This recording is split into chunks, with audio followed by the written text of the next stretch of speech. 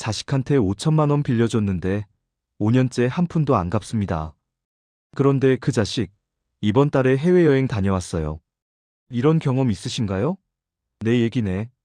하고 무릎을 치고 계신 분도 있을 거라 생각됩니다. 30년 지기 친구랑 동업했다가 3천만 원 날렸습니다.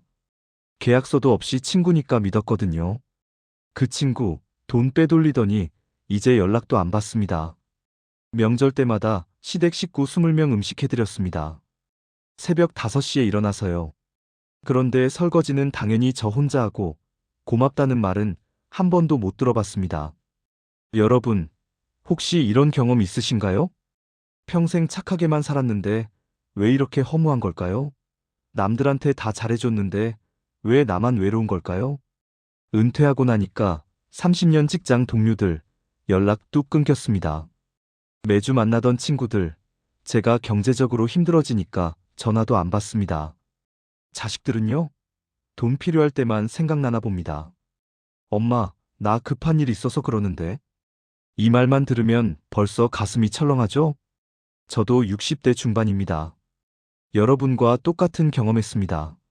30년 넘게 회사 다니면서 동료들 챙기고 주말마다 친구들 만나고 명절 때마다 온 집안 식구들 뒷바라지하느라 정신없이 살았어요. 그런데 말입니다. 제가 정작 필요할 때는 아무도 없더라고요. 작년에 제가 허리 다쳐서 병원에 입원했을 때요. 문병 온 사람 단 3명이었습니다. 그렇게 잘해줬던 사람들은 다 어디 갔을까요? 그때 깨달았습니다. 아, 내가 지금까지 뭘 위해 산 거지? 혹시 여러분도 이런 생각하신 적 있으신가요? 내가 왜 이렇게 바보같이 살았지? 나를 위한 시간은 언제 가지나? 남은 인생이라도 내 마음대로 살고 싶다. 그렇다면 오늘 이 영상 끝까지 보시기 바랍니다. 독일의 철학자 쇼펜하우어는 이렇게 말했습니다. 인간은 태생부터 고독한 존재이고 모든 고통의 원인은 타인과의 관계에서 온다. 처음에는 저도 이 말이 너무 냉정하게 느껴졌습니다. 사람이 어떻게 혼자 살아? 가족도 있고 친구도 있는데 무슨 소리야? 하지만 제 경험을 그리고 주변 분들의 이야기를 들어보니까요. 이 철학자 말이 100% 맞더라고요. 오늘은 쇼펜하우어의 철학을 통해서 50이 넘으면 왜 인간관계를 정리해야 하는지, 그리고 어떻게 정리해야 남은 인생을 행복하게 살 수 있는지 실제 사례를 들어가며 이야기해 보겠습니다. 특히 오늘 말씀드릴 내용 중에는 여러분이 나만 그런 게 아니었구나 하고 위로받으실 수 있는 이야기들이 많이 있습니다. 그리고 가장 중요한 건 지금부터라도 어떻게 하면 되는지 구체적인 방법도 알려드리겠습니다. 자, 그럼 시작하겠습니다. 쇼펜하우어는 평생을 혼자 살았습니다. 결혼도 안 하고 친구도 거의 없었어요. 왜 그랬을까요? 이 사람이 원래 성격이 이상해서 그랬을까요? 아닙니다. 쇼펜하우어는 젊은 시절 사람들에게 정말 많이 당했습니다. 믿었던 친구에게 배신당하고 동료 학자들에게 질투받고 비난받고 심지어 어머니와도 사이가 나빴습니다. 그래서 그는 깨달았습니다. 인간이라는 존재는 결국 이기적이구나. 가까워질수록 오히려 상처를 받는구나. 그는 이렇게도 말했습니다. 인간은 고슴도치와 같다. 추운 겨울에 서로 몸을 따뜻하게 하려고 가까이 다가가지만 가까워질수록 가시에 찔려 다시 멀어진다. 여러분, 이 말씀 정말 와닿지 않으십니까? 우리가 평생 겪어온 게 바로 이겁니다. 친하다고 가까이 다가갔다가 배신당하고, 가족이니까 믿었다가 실망하고, 친구니까 도와줬다가 당연하게 여김받고. 그래서 뭐 어쩌라는 거야? 이제 와서 혼자 살라는 거야? 아닙니다. 쇼펜하우어가 진짜 말하고 싶은 건 이겁니다. 적당한 거리를 유지하라. 너무 가까워지지도, 너무 멀어지지도 말라. 그리고 가장 중요한 건 타인에게 기대지 말고 자기 자신을 채워라. 이제부터 실제로 우리 주변에서 일어나는 일들을 하나씩 살펴보겠습니다. 어쩌면 여러분의 이야기일 수도 있습니다. 제 지인분 이야기입니다. 올해 67세이신 김 여사님. 평생 남편 뒷바라지하고 자식 3남매 키우느라 본인 인생은 없었습니다. 자식들 대학 보내느라 빚까지 내고 결혼 자금 대느라 퇴직금까지 다 써버렸어요.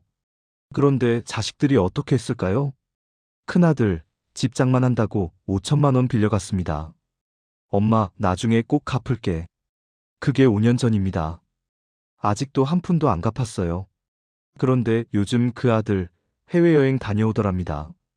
둘째 딸 명절 때만 옵니다.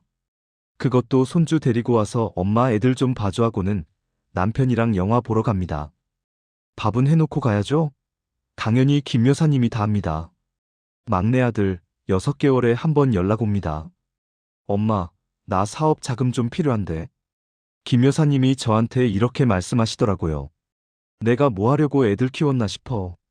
나는 평생 애들 위해서 산 것 같은데 애들은 나를 그냥 지갑으로만 보는 것 같아. 내가 이제 70 다 됐는데 나를 위한 시간은 언제 가지나. 여러분, 이게 현실입니다. 쇼펜하우어는 이렇게 말했습니다. 가족이라고 해도 다 맞춰줄 필요 없다. 맞춰주면 당연한 줄 안다. 자식은 소중합니다. 당연히 사랑해야죠. 하지만 자식을 위해 내 노후까지 다 희생할 필요는 없습니다. 엄마, 돈 좀 빌려줘. 미안하다. 엄마도 노후 준비해야 해서 여유가 없어. 이렇게 거절할 수 있어야 합니다. 불효자식 만든다고요? 아닙니다. 진짜 불효는 늙은 부모를 ATM기로 보는 겁니다. 당신이 거절했을 때 삐지는 자식이라면 그건 당신을 사랑한 게 아니라 당신의 돈을 사랑한 겁니다. 또 다른 분 이야기입니다. 64세 박 선생님. 고등학교 동창이 있었습니다. 30년 지기 친구. 한 달에 한 번씩 만나서 술도 마시고 서로 집에도 놀러 가고 가족 모임도 같이 하는 사이였습니다. 그런데 박 선생님이 은퇴하고 작은 가게를 차렸어요. 치킨집이었습니다. 그 친구가 이렇게 말하더랍니다. 야, 나도 같이 하자. 내가 투자할 테니까 같이 동업하자. 박 선생님, 30년 친구니까 믿었습니다. 계약서도 제대로 안 쓰고 구두로만 약속했어요. 3천만 원씩 내서 6천만 원으로 가게 차렸습니다. 처음 6개월은 좋았어요. 장사도 잘 되고 둘이 번갈아가며 일하고. 그런데 1년쯤 지나니까 그 친구가 돈을 빼돌리기 시작했습니다. 매출 장부를 조작하고 재료비를 부풀려서 기록하고. 박 선생님이 눈치채고 따졌더니 그 친구가 뭐라고 했는지 아십니까? 야, 네가 증거 있어? 계약서도 없잖아. 내가 더 많이 일했으니까 더 가져가는 거 당연한 거 아니야? 결국 가게 접었습니다. 3천만 원은 날렸고 30년 우정도 끝났습니다. 박 선생님이 저한테 이렇게 말씀하셨어요. 30년을 알아도 결국 돈 앞에서는 남이더라고. 내가 너무 순진했어. 친구니까 형제 같으니까 이러면서 방심했지. 이제는 누구도 100% 믿으면 안 되겠더라고. 쇼펜하우어의 말이 맞습니다. 10년 지기 친구라고 해도 다를 바 없다. 인간은 자기에게 이득이 되지 않으면 언제든 배신하는 존재다. 냉정하게 들리시죠? 하지만 이게 현실입니다. 그럼 친구를 아예 만들지 말라는 건가요? 아닙니다. 돈 거래는 하지 마라. 지나치게 친밀해지지 마라. 적당한 선을 유지하라. 진짜 친구라면 돈 때문에 관계가 망가지지 않도록 처음부터 선을 긋는 게 맞습니다. 62세 이 여사님 이야기입니다. 명절만 되면 스트레스입니다. 시댁 식구들 20명이 다 모이거든요. 새벽 5시에 일어나서 음식 장만하고 온종일 설거지하고 청소하고. 그런데 시동생 댁 식구들은요? 오후 2시쯤 편하게 와서 밥만 먹고 갑니다. 설거지? 당연히 안 합니다. 형님이 하시겠죠. 작년 설날에는 이런 일이 있었습니다. 시동생 마누라가 아들, 그러니까 조카를 데리고 와서는 애 숙제 좀 봐주세요. 저희는 영화 보고 올게요. 이 여사님, 하루 종일 음식하느라 허리도 아픈데 조카 숙제까지 봐줬답니다. 그런데 그 조카 엄마 돌아오면서 뭐라고 했는지 아십니까? 아이고, 고모가 봐준 거치고는 별로 안 도와줬네. 우리의 숙제 아직도 많이 남았어. 이 여사님, 그때 정말 허탈했답니다. 내가 왜 이러고 사나 싶었어요. 나는 하루 종일 부엌에서 고생했는데 고맙다는 말은커녕 비난까지 듣고. 이제는 명절이 지옥이에요. 쇼펜하우어는 이렇게 말했습니다. 잘해주다 보면 타인은 그게 당연한 줄 알고 편애 아닌 일에도 화내고 실망하게 된다. 친척이라고 다 잘해줄 필요 없습니다. 올해는 명절 음식 배달시킬게요. 설거지는 각자 해주세요. 저도 나이가 있어서 힘듭니다. 이렇게 말할 수 있어야 합니다. 집안 분위기 망친다고요? 당신의 건강과 행복이 더 중요합니다. 그럼 이제 어떻게 해야 할까요? 50 넘으면 거절하는 법을 배워야 합니다. 엄마, 돈 좀 빌려줘. 미안하지만 여유가 없어. 언니, 명절 음식 준비 부탁해. 나도 나이가 있어서 힘들어. 각자 한 가지씩 준비해오자. 야, 우리 같이 사업하자. 미안해. 나는 혼자 하는 게 편해. 처음에는 어색합니다. 평생 응하고 살았는데 갑자기 안 돼 하려니까 죄책감도 들고. 하지만 연습하세요. 거절은 나를 지키는 방법입니다. 아무리 가까운 사이라도 돈 거래는 하지 마세요. 친구니까 빌려줘도 되지 않을까? 안 됩니다. 자식인데 어떻게 안 도와줘? 당신 노후 자금까지 줄 필요는 없습니다.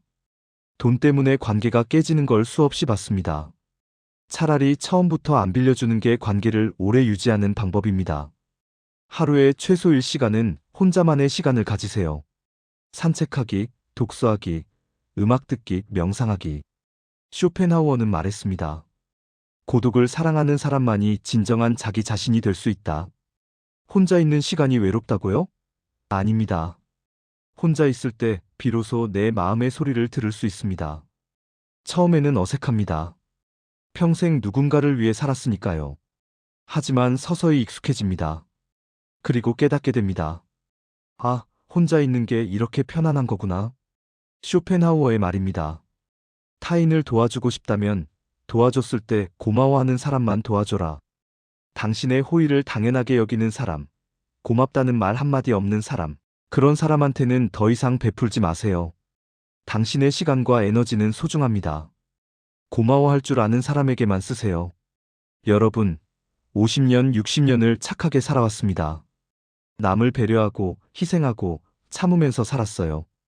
이제는 당신을 위해 사세요. 이기적인 거 아닌가요? 아닙니다. 이기적인 건 당신의 희생을 당연하게 여기는 사람들입니다. 당신은 그저 당신의 삶을 되찾는 겁니다. 쇼펜하우어는 이렇게 말했습니다. 사람은 혼자일 때 비로소 온전한 자신이 된다. 남은 인생, 20년, 30년, 그 시간을 누구를 위해 쓰실 겁니까? 자식? 친구? 친척? 아닙니다. 당신을 위해 쓰세요. 당신이 하고 싶었던 일, 당신이 가고 싶었던 곳, 당신이 만나고 싶었던 사람. 이제는 당신을 위해 사는 겁니다. 혼자 살라는 게 아닙니다. 적당한 거리를 유지하며 살라는 겁니다. 타인에게 매달리지 말라는 게 아닙니다. 타인에게 기대지 말고 스스로 서라는 겁니다. 쇼펜하우어의 마지막 말씀입니다. 내면이 풍부한 사람은 타인에게 기대지 않는다. 여러분의 내면을 채우세요. 그럼 외로움도 허전함도 사라집니다. 오늘부터 시작하세요. 작은 것부터요. 오늘은 나만을 위한 1시간을 가져야지. 이렇게요. 다음 주에는 노자의 비우는 지혜에 대해 이야기하겠습니다. 채우는 것보다 비우는 게 더 중요한 이유, 함께 나눠보겠습니다. 구독과 좋아요, 알림 설정은 영상 제작에 큰 힘이 됩니다.